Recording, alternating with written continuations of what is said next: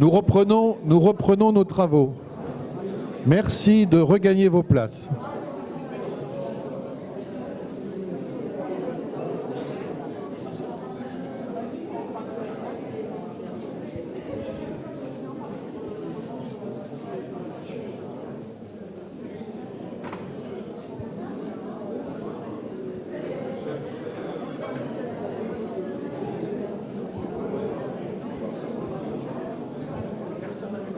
Merci, s'il vous plaît.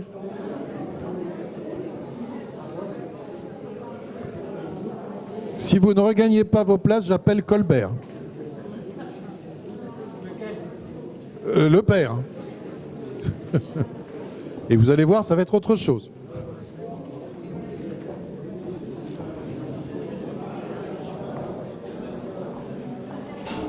Le voilà. Merci beaucoup. Merci. Alors, dans cette communication, s'il vous plaît. La communication sera assez complémentaire de celle de Dominique, qui vous a présenté le domaine de Sceaux de manière plus générale avec chacun des bâtiments. Là, l'idée est de s'intéresser plus spécifiquement à la sculpture. Alors, à la sculpture essentiellement à Sceaux, mais pas uniquement. Et en introduction, je vous ai mis une photo alors qui est un peu anecdotique, mais qui résume à la fois le propos et ce que peut être aujourd'hui Sceaux comme musée de sculpture, puisque vous avez l'une des sculptures principales du domaine avec les combats d'animaux sur lesquels je reviendrai un petit peu plus tard. Et à l'arrière, vous avez un tableau qui représente Pierre Puget. Alors, c'est un tableau de Moses 19e qui a été commandé par Louis-Philippe pour les décors de Versailles en 1834. Mais Puget était aussi présent à Sceaux au XVIIe siècle. Et sur le côté, on devine le Milon de Crotone, alors qui est dans des proportions un peu étranges, que ces tableaux qui étaient un peu peints à la chaîne pour les décors de Versailles. Mais là, du coup, vous avez à la fois une sculpture XVIIe qui est rentrée dans l'orangerie, j'en reparlerai tout à l'heure pour des questions de conservation, qui était vraiment un élément principal puisqu'il était sur l'entrée d'honneur, et puis l'évocation de l'un des grands sculpteurs qui a travaillé pour Colbert, pour Sceaux, de la même façon qu'il a travaillé pour le roi. Donc pour vous parler de Colbert et Seignelay essentiellement et la sculpture, alors d'abord sur quelle source s'appuyer? Dominique l'a dit, on conserve l'inventaire après décès de Colbert, donc ce qui permet de voir ce qu'il y a comme sculpture qui a une part plutôt congrue par rapport au reste notamment de la bibliothèque et des médailles qui étaient les deux grandes passions artistiques de Colbert. Et les sculptures sont prisées dans le château, mais pas dans le parc. Ce qui fait que dans le parc, on n'a pas de liste exhaustive de ce qui s'y trouvait, donc on peut repartir des plans, des différentes descriptions. Même chose pour l'hôtel à Paris, mais pas précisément de l'inventaire après décès. Et pour le marquis de Seignelay, que je vous ai mis ici dans un buste de 1677. Alors celui-là, c'est celui du Louvre, qui est offert par l'Académie royale à Colbert, enfin Colbert de Seignelay. Donc là, on ne conserve pas l'inventaire après décès. Donc on conserve dans certains papiers, notamment des archives du joaillier Montarcy qui sont conservées, alors pour certaines années, la deuxième moitié des années 1680 sont conservées aux archives nationales, et ça permet de savoir ce que Seignelay a acheté et vendu, puisqu'il vendait également beaucoup des œuvres, alors pas uniquement des sculptures, mais il revendait, donc c'est quelqu'un qui avait beaucoup de mouvements sur sa collection pour pouvoir probablement en partie l'épurer lorsqu'il achetait par lot et qu'ensuite il ne voulait garder que certaines œuvres. Ça permet de savoir ce qu'il a acheté à Montarcy, notamment des œuvres d'Anguier, des petits bustes, des petits bronzes et puis des 3 grandes sculptures de divinités dont je reparlerai juste après.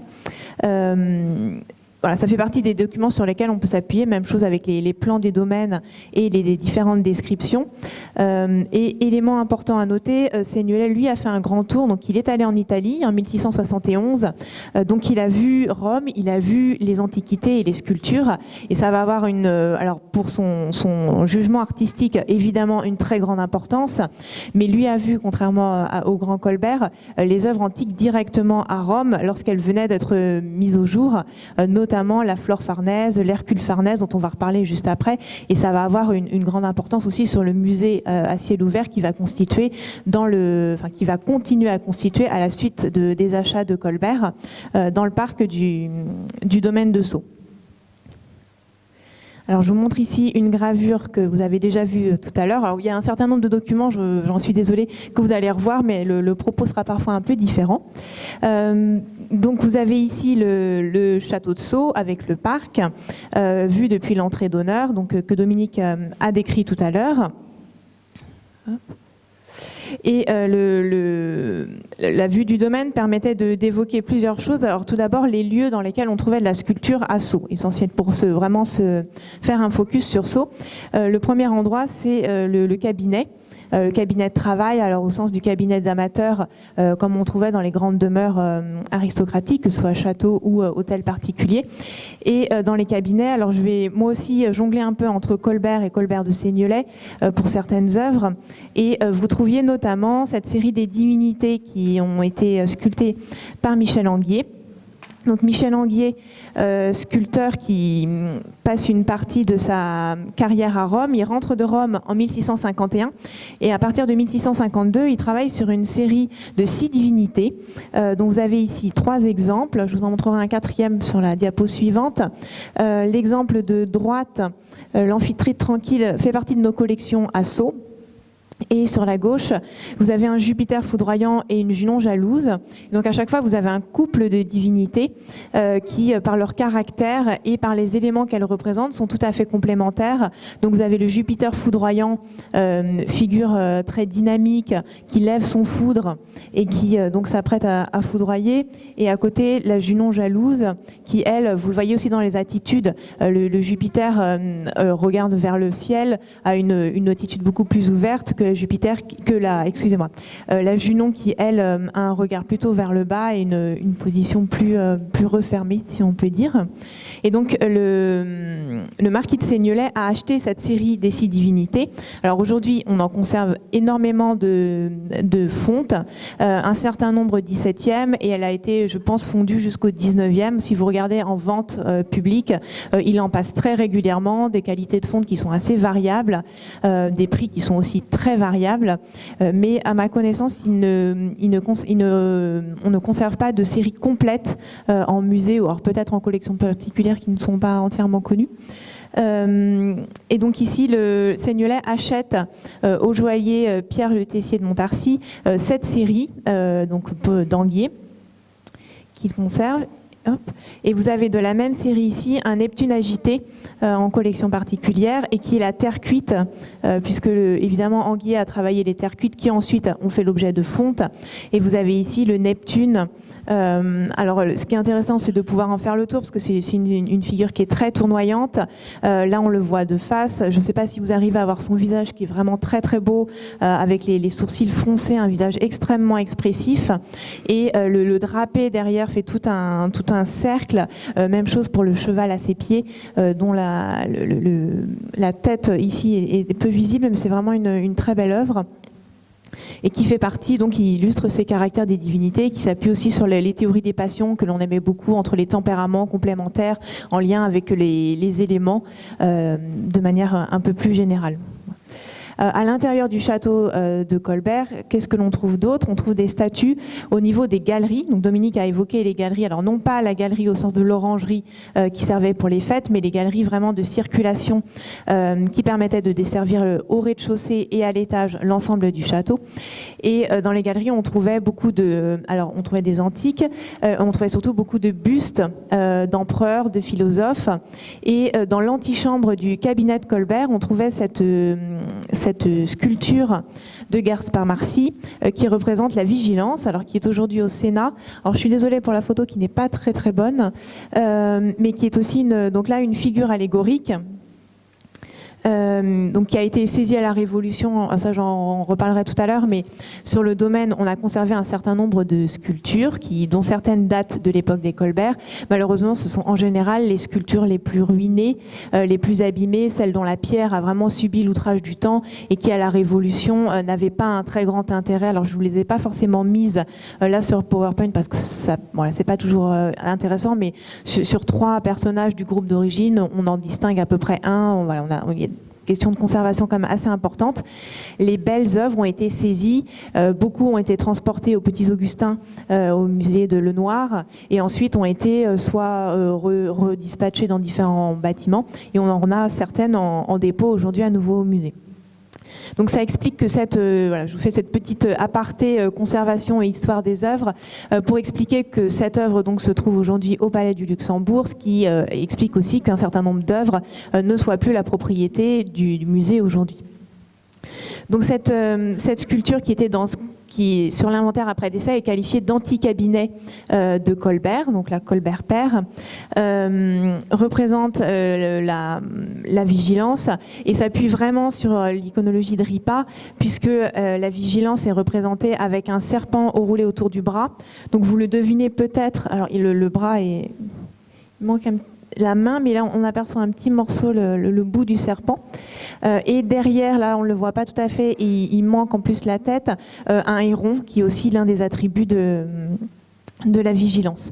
Donc là ce sont les deux, alors la série d'Anguier et cette sculpture de Marcis sont les deux exemples qu'on peut vraiment identifier à l'intérieur du château.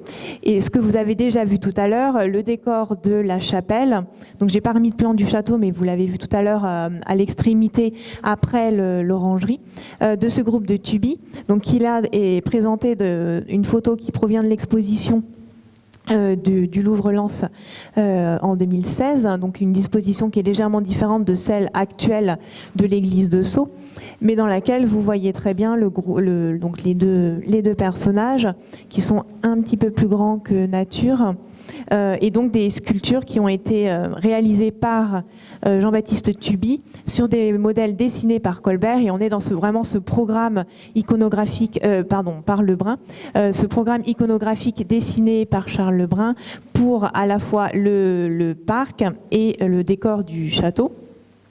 Alors la chapelle, vous avez vu tout à l'heure, hop, je l'avais mis aussi, le ricordo de Verdier qui reprend le décor de la coupole.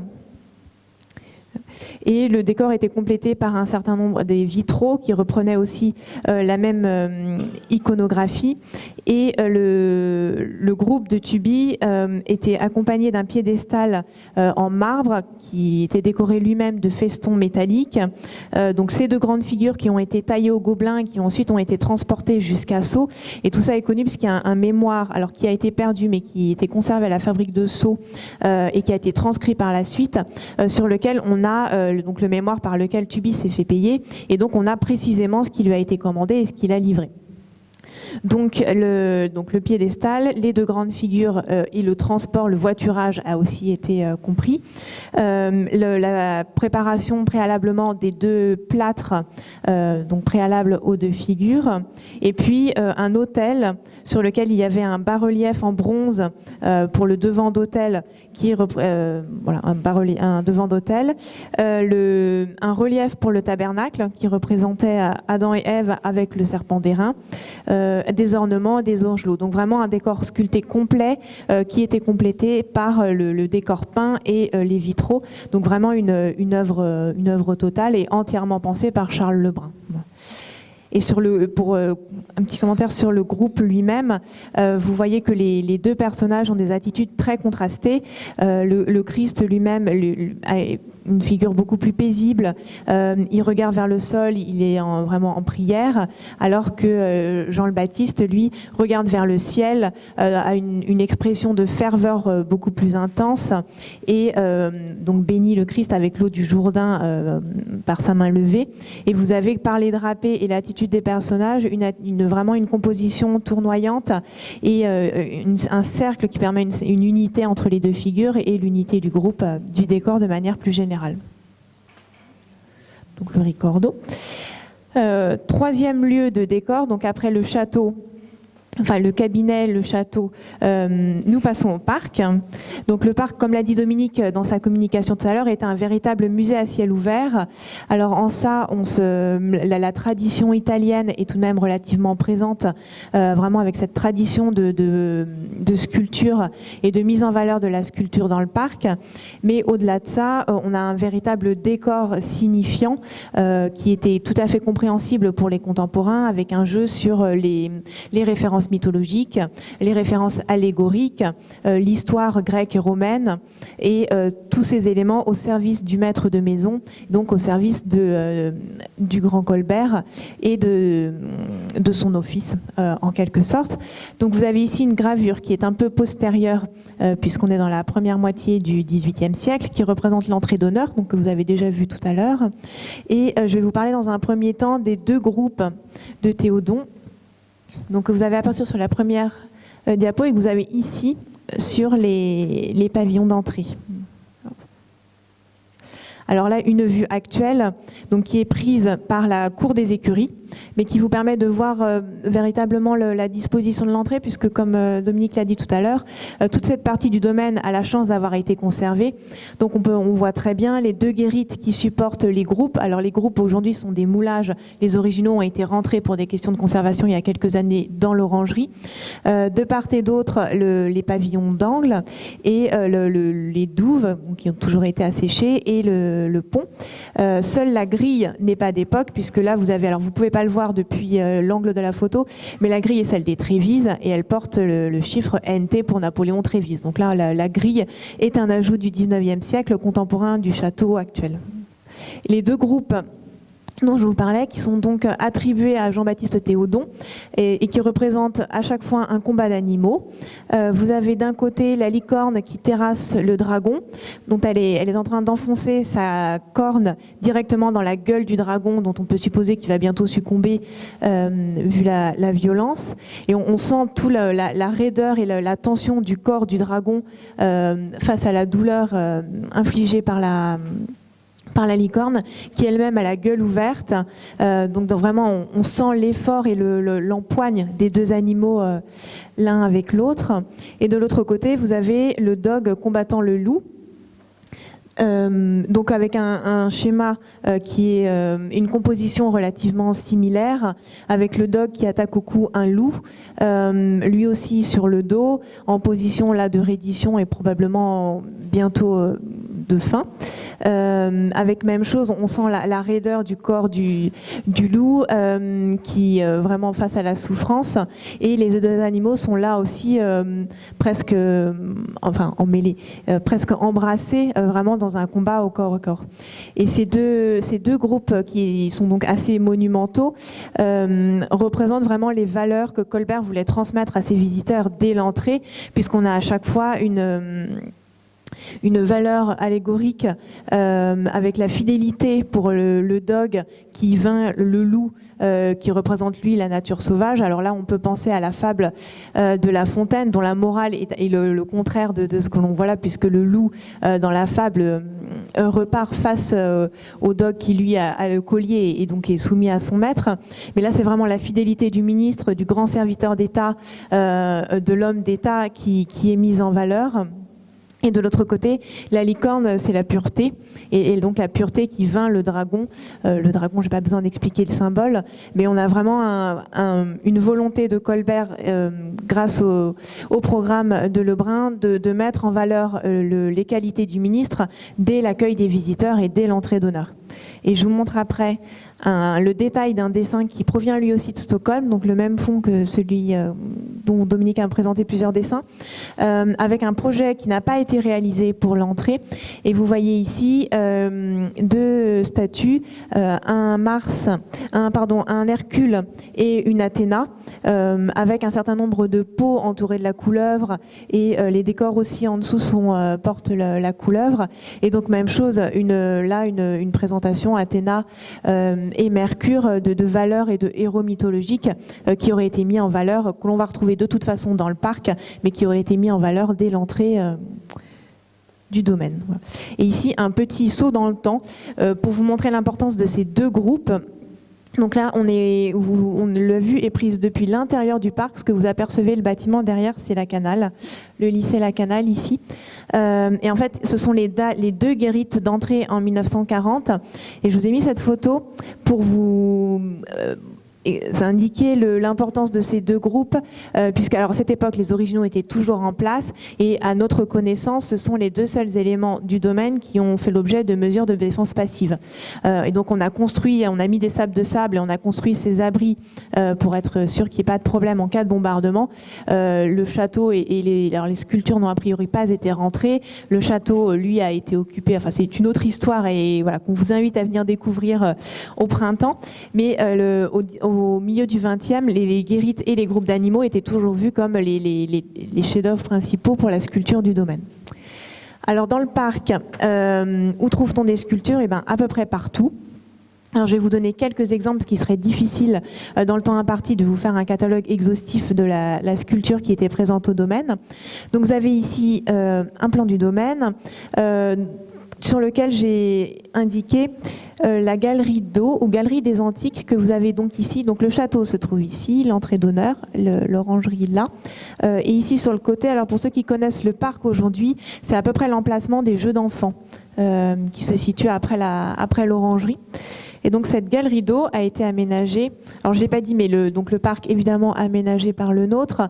Donc l'emplacement des sculptures, c'est à la fois la volonté de Colbert, mais aussi le programme de Lebrun et les aménagements de le nôtre. Donc tout ça permet d'avoir un domaine très homogène. Et vous avez ici un plan de la salle des antiques qui était en fait un treillage. Hop, vous avez ici un autre dessin qui provient du Louvre, qui permet peut-être de se rendre un peu plus compte de ce dont il s'agit. Donc un aménagement qui rappelle beaucoup ce que l'on pouvait voir à Versailles à la même époque, avec des treillages de part et d'autre. Vous voyez qu'il y a un certain nombre de sculptures qui représentaient des antiques et des bustes d'empereurs et de philosophes. Et vous avez tout un jeu d'eau, d'où le nom aussi de galerie d'eau, avec à la fois, si je reviens en arrière, ici des fontaines dans chaque cercle ou demi-cercle, et puis une rigole qui longe toute la galerie ici, que l'on voyait aussi sur ce dessin. Donc avec un jeu vraiment très présent entre la sculpture et la galerie. Aujourd'hui, il n'en reste à peu près plus rien, mais on a ces quelques dessins qui permettent de l'évoquer. Autre aménagement très important dans lequel la sculpture avait un rôle capital, ce sont les cascades. Donc là, je vous ai entouré les cascades qui étaient ici, à l'emplacement des cascades actuelles, et le bassin de l'Octogone qui existe déjà. Donc le plan est un peu postérieur, il y a le grand canal qui n'est lui creusé que sous Seignelay, et une vue sur laquelle vous avez le premier aménagement des cascades avec, on aperçoit le château en haut, au bout ici, au bout de la perspective, ici les buffets d'eau avec 3 bassins, ici les grandes nappes, il y en a 17 qui permettent de descendre, et ici le bassin de l'Octogone évidemment, et on est avant le creusement du canal, donc il n'y a pas le petit canal de Seignelay qui permet de rejoindre ici, de relier le bassin de l'Octogone au grand canal sur le côté.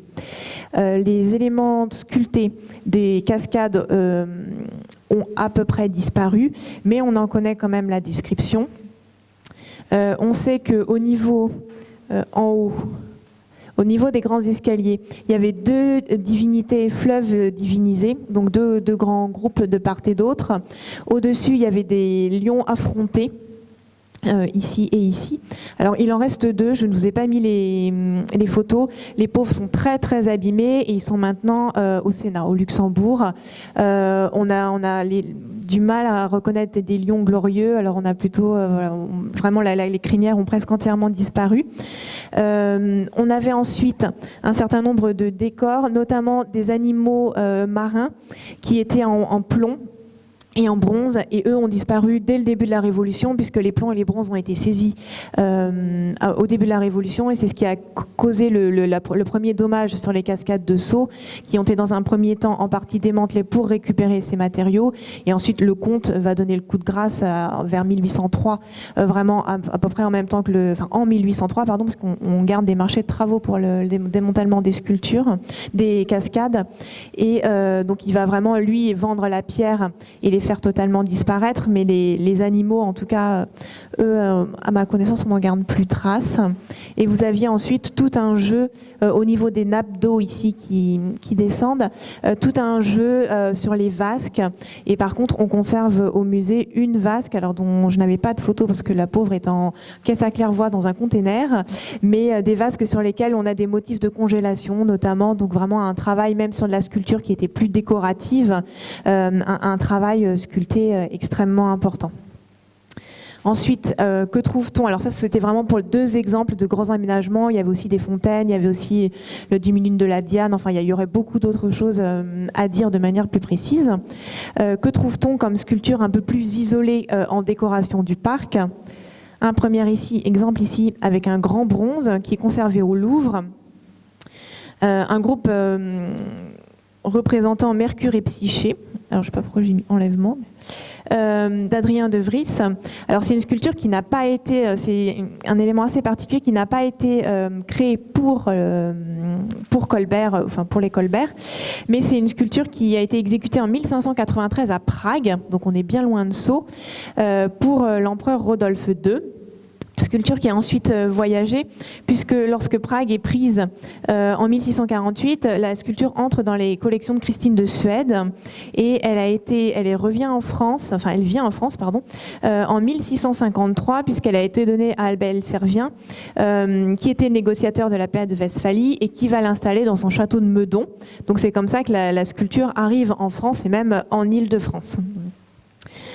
Et par la suite, Jean-Baptiste Colbert va l'acheter en 1670 pour la mettre à Sceaux, donc dans un parterre de Psyché qui était situé au nord-ouest du château. Et cette sculpture va avoir une vie assez trépidante. Elle passe de grande propriété en grande propriété, puisque son fils, le marquis de Seignelay, va donner la sculpture en 1686 à Louis XIV. Et donc la sculpture va entrer dans les collections royales de cette manière-là, et elle est toujours aujourd'hui dans les collections nationales. Mais elle a du coup une entrée qui est un peu différente des autres œuvres actuellement conservées en collection publique, enfin en collection nationale. Non pas une saisie révolutionnaire, mais un cadeau au souverain effectué du vivant de Seignelay. Autre exemple parmi les plus connus, l'Hercule gaulois ou Hercule au repos de Pierre Puget, donc, que j'avais cité au départ, qui est aujourd'hui au Louvre. Donc vous voyez la photo ici dans la cour Puget du Louvre. La sculpture a probablement été exécutée lors du séjour italien de Puget, donc à Gênes, en 1661-1662. La commande, alors il a longtemps été dit qu'elle avait été faite pour Fouquet, ce qui n'est probablement pas le cas, peut-être plutôt pour le tombeau de François Sublet Desnoyers. Voilà. Le contexte de la commande, je crois, est encore à préciser. Et elle est placée dans le parc du château entre l'achat du domaine en 1670 par Colbert et son décès en 1683. Donc la date n'est pas tout à fait précise. Et donc vous voyez cette représentation d'Hercule qui est relativement différente de celle que l'on connaît de manière plus traditionnelle, avec Hercule assis sur un morceau d'entablement. Il tient sa massue de la main et les pommes du jardin des Hespérides, et puis la peau du lion de Némée est posée à terre et sur ses jambes. Donc une œuvre qui était dans le parc et qui a été par la suite saisie et qui appartient aujourd'hui au musée du Louvre, et que le musée n'a pas réussi à se faire déposer, contrairement à d'autres exemples, mais celui-là est trop prestigieux probablement. 3 exemples de grandes statues alors qui font écho au petit bronze d'Anguier que je vous ai présenté tout au début, avec ici à nouveau 3 divinités dont on connaît le contexte d'acquisition, puisque donc, vous avez une Minerve, la première est une Minerve qui est dans l'orangerie de Sceaux, la seconde un Jupiter qui est en collection particulière, qui a été identifiée par Françoise de la Mouraire il y a quelques années, et la troisième une Junon qui malheureusement est acéphale aujourd'hui, qui est à l'école des Beaux-Arts. Et donc ces trois sculptures qui avaient été prévues par Michel Anguier pour Vaux, me semble-t-il, ont été achetées par Seignelay via Montarcy, donc ce joaillier qui a beaucoup servi d'intermédiaire, à la veuve de Michel Anguier. et placé par la suite dans le parc de Sceaux. Et donc ces trois exemples permettent de poursuivre avec vraiment les représentations mythologiques. Pour les représentations allégoriques, je vous ai parlé de la vigilance à l'intérieur du château, une série de représentations mythologiques. Et je terminerai avec cet exemple de l'enlèvement de Proserpine par Pluton, dont on ne voit malheureusement pratiquement plus que le Pluton. Et ça fait partie des œuvres, je vous disais au départ, alors c'est voilà, de manière peut-être un peu cavalière, mais que, en gros, il était resté sur le domaine les œuvres qui étaient dans un état de conservation assez mauvais. Et là, vous avez un exemple, c'est un groupe qui, en fait, comportait 3 personnages, donc on voit assez bien le Pluton, qui est légèrement penché sous l'effort puisqu'il tenait Proserpine, et on devine au sol le 3e personnage, et la Proserpine a presque totalement disparu. Par l'arrière, on devine un peu le drapé qu'elle portait, mais c'est à peu près tout. Et ce groupe était placé au bord du bassin de l'Octogone, ça on le sait de manière assez précise. Et autre saut dans le temps, je vous ai mis donc le même groupe en 1925 sur une photo d'Adjé. Donc vous voyez bien, vous voyez l'état du parc en 25 et ici le bassin de l'Octogone. Et donc on se trouve au bas des cascades, entre les cascades et le bassin de l'Octogone. Et cette sculpture était placée d'un côté du bas des cascades et elle faisait face à l'enlèvement d'une Sabine. Donc on avait 2 groupes, l'un mythologique, l'autre d'histoire romaine, avec à chaque fois un groupe, un enlèvement et une composition chaque fois tournoyante que l'on retrouvait de part et d'autre. Autre exemple, alors toujours de divinité, mais dont le contexte est un peu différent. Je vous ai dit tout à l'heure que Seignelay avait fait son grand tour. Il est allé en Italie en 71. Il voit les antiques, il va au Palais Farnèse et il est extrêmement marqué par ce qu'il voit au Palais Farnèse. Et c'est lui qui va faire copier ou suggérer de faire copier un certain nombre de sculptures, dont 2 sculptures de divinités qui étaient dans les collections Farnèse, l'Hercule et la Flore. Donc vous avez ici l'Hercule qui a été mis au jour en 1543 dans les thermes de Caracalla, conservé au Palais Farnèse au XVIIe siècle et qui aujourd'hui est dans les collections napolitaines, Capodimonte si je ne me trompe pas. Musée archéologique, pardon. Et donc Seignelay, lorsqu'il la voit au Palais Farnèse, il en suggère la copie. Et cette copie a été faite en Italie, à Rome, entre 1670 et 1672, par Giovanni Comino. L'œuvre est sculptée, donc ça permet de le savoir de manière assez précise. Et elle a ensuite été transportée jusqu'à Sceaux, ce qui permet aussi d'évoquer les moyens que nécessitait la commande de sculpture, notamment lorsque l'on fait venir les œuvres de l'étranger, donc d'Italie, puisqu'il fallait ensuite transporter ces œuvres, donc remonter une partie de la péninsule italienne, puis traverser la France, ce qui demande des moyens assez considérables en logistique et donc financiers. Et je pense avoir oublié de le dire tout à l'heure, mais de la même manière, Seignelay avait fait venir des antiques directement, a priori assez peu, mais il avait fait venir des colonnes de marbre de Leptis Magna, donc même chose, des colonnes assez monumentales qu'il a fallu ramener, ce qui demande de très gros moyens. Et ici, vous avez la Flore Farnèse. Donc les 2 œuvres proviennent du Louvre, mais sont au dépôt dans l'orangerie. Toutes ces sculptures ont été placées dans l'orangerie. C'est la raison pour laquelle, à l'arrière des photos, vous n'avez non pas le parc, mais des murs blancs du bâtiment. Et ici, la Flore Farnèse, alors elle n'a pas été sculptée en Italie, mais en France. En revanche, dans la relation de son voyage en Italie, Seignelay indique qu'il a vu une statue de Flore qui est la plus belle figure grecque d'une femme qui n'a qu'une simple toile dessus, mais qui est la plus belle chose que l'on puisse voir. Donc, ce qui montre vraiment son intérêt et sa fascination pour la sculpture antique. Et celle-ci a donc été taillée en 1676 par un artiste du nom d'Antoine André. Donc elle est elle aussi datée et signée, pardon.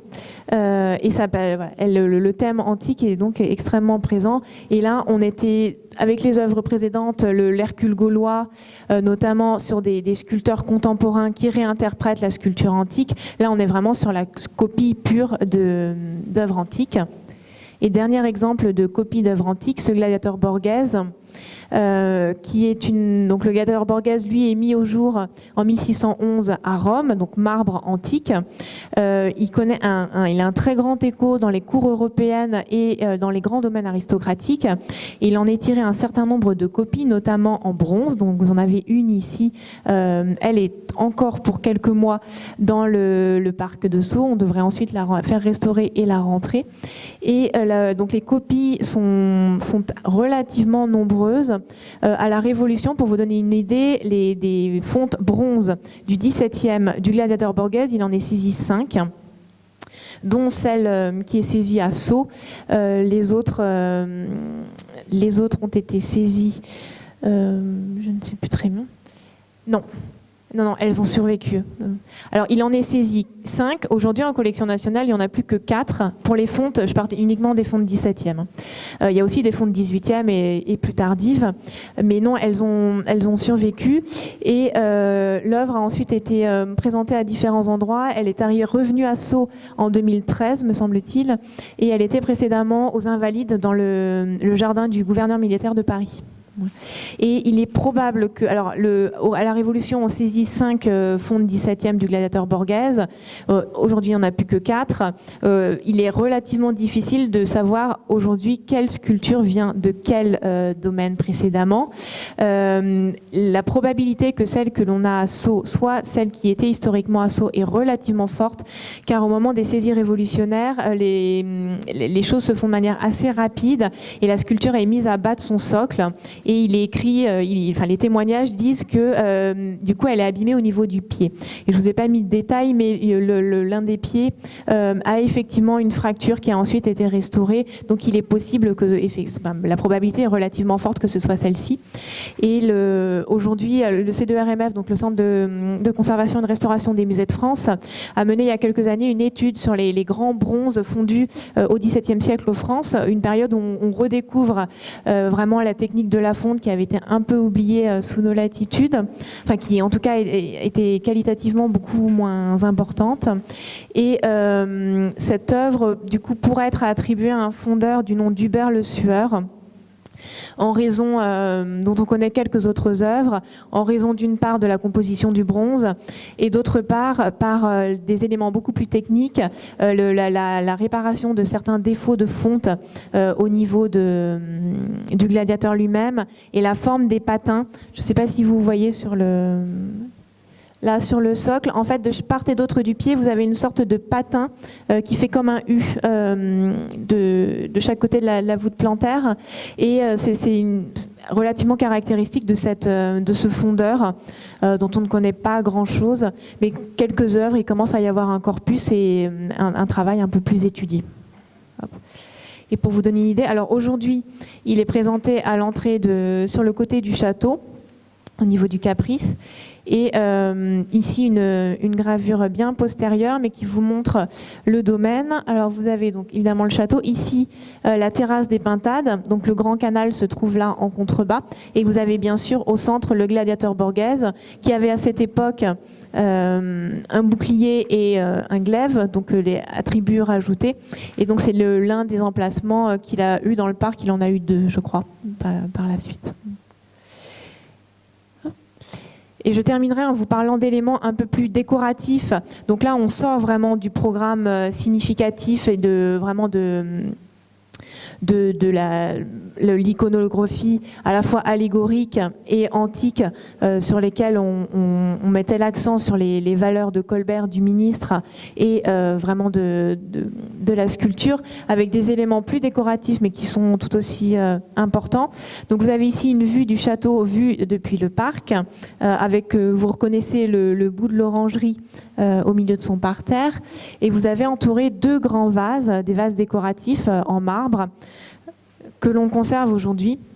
Donc vous avez ici l'un des vases sont des dépôts du musée du Louvre, et puis un détail sur la gauche, donc avec un décor d'acanthe sur la base, acanthe très beau décor, refouillé au trépan par endroits, et des cannelures en partie haute. Et donc ces grands vases étaient présentés sur la terrasse derrière le château. Même chose, ils ont été saisis, ils sont aujourd'hui au Louvre. Et je vous ai parlé des décors, des bustes d'empereurs romains, alors empereurs et philosophes. Il en existait un très grand nombre. Aujourd'hui, il est compliqué de savoir ce qui pouvait réellement venir du château. Beaucoup ont été saisis, transportés pour l'essentiel aux Petits Augustins. Et à partir de là, même chose, on en perd la trace. Donc vous avez ici 2 bustes monumentaux qui font à peu près 1 mètre de haut, qui sont des dépôts du musée de Chartres. Alors les têtes sont antiques, les bustes eux-mêmes, avec des marbres de plusieurs couleurs, sont modernes. Et la question est de savoir s'ils viennent vraiment de Sceaux ou pas. Ils peuvent, puisque on a assez rapidement renvoyé des Petits Augustins à Chartres 2 ensembles de bustes, dont ceux-ci, donc ils peuvent en faire partie. Les sources pour moi ne sont pas très très précises, mais en tout cas c'est très représentatif de ce qu'il pouvait y avoir comme décor du château et de la galerie des Antiques notamment. Ce que vous voyez derrière, ce sont les lampes de l'orangerie, donc ça n'a évidemment rien à voir, je me permets de le préciser, avec les empereurs. Voilà, c'est ça. Lorsqu'on privatise, parce que du coup les photos sont un peu étranges avec le rendu, mais comme ils sont pile dedans, c'est difficile d'avoir quelque chose de correct. Voilà. Et dernier exemple, une autre série de bustes qui, eux, sont restés sur le domaine. Alors, eux sont entièrement 17e, les têtes ne sont pas antiques. Ce sont des bustes qui décoraient le château des Trévises, donc le nouveau château, qui ont été déposés au moment de la guerre, qui ont été conservés, abrités au service d'architecture de la ville de Paris. Et lorsqu'ils sont revenus en 1950 sur le domaine, ils ont été montés à l'orangerie. Et puis, ils sont maintenant à l'intérieur de l'orangerie. Et ça fait partie... Alors, ils ont été donc... ils servaient de décor au château moderne. L'hypothèse, mais qui n'est pas totalement étayée, est qu'ils auraient pu provenir de l'ancien château, avoir été conservés sur le domaine, ce qui a été le cas de d'autres décors, et remonter ensuite par les Trévises sur le château. Mais on n'a pas de réelles preuves. En tout état de cause, ça fait partie vraiment du type de buste décoratif que l'on trouvait à Sceaux et que l'on trouvait en très grand nombre. Et je vous montre une autre vue. Alors Dominique vous a montré une vue complète de l'orangerie. Vous avez ici simplement un détail avec plusieurs sculptures. Donc vous reconnaissez au fond à nouveau le combat du dogue et du loup. Pour vous parler un mot de conservation, dans le parc on a mis aujourd'hui, alors il y a quelques années, des moulages qui remplacent les sculptures originales, qui elles ont toutes été rentrées, à l'exception du gladiateur Borghese, mais qui devrait connaître le même sort d'ici peu, ont été rentrées dans l'orangerie, qui sert de galerie de sculpture du domaine. Donc on retrouve aussi vraiment l'utilisation de galeries d'art et galeries festives de l'orangerie, et ce qui nous permet de mettre un petit résumé de ce qu'a pu être la sculpture dans le parc, avec un certain nombre d'éléments. Et le parc va continuer à être décoré de sculptures par la suite. Donc là je n'en parle pas parce que c'est pas la bonne période, mais au 18e le duc du Maine puis surtout Penthièvre vont continuer à peupler le parc, et au 19e les Trévises vont aussi récupérer certaines statues, en remettre d'autres. Donc on a vraiment un musée à ciel ouvert qui évolue et qui a vraiment eu sous les Colbert, le grand Colbert puis le marquis de Seignelay, une fonction politique très importante, et qui permettait d'illustrer le statut de grand serviteur de l'État, de ministre, et les valeurs morales réellement que souhaitait afficher, plus que faire passer Colbert à ses hôtes. Voilà. Je vous remercie.